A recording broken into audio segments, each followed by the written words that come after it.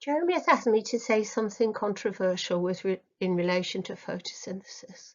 And perhaps this is something that goes alongside photosynthesis, but I want to reconsider the role of carbon dioxide as a signal as well as a substrate.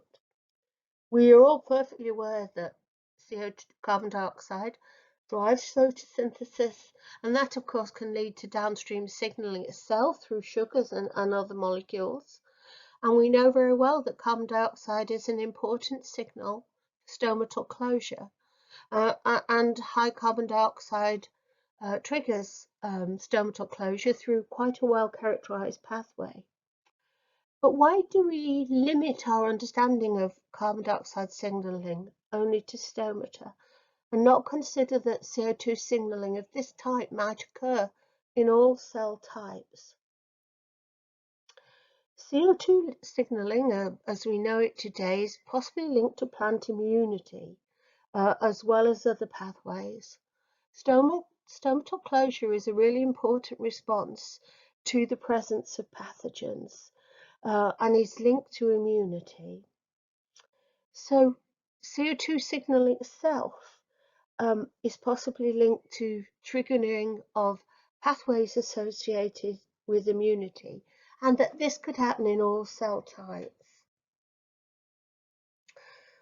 So how could this happen?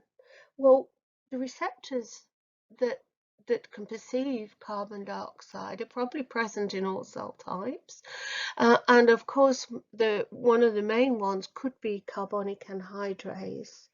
And it's already been demonstrated that there is a pathway of CO2 signaling via carbonic anhydrase in tomato that leads to plant immunity. So I would like to consider that CO2 signaling functions alongside photosynthesis to modulate pathways that thereafter might be integrated with photosynthesis and perceive other downstream signals such as the sugars. For a long time, we've relied on Arabidopsis as a model for studying these pathways, and perhaps Arabidopsis is not the best model for looking at CO2 signaling. And it's time that we really started to rethink CO2 as one of the major signaling gases that goes alongside oxygen and carbon monoxide and hydrogen sulfide to regulate plant responses to the environment. That's all I have to say. Thank you.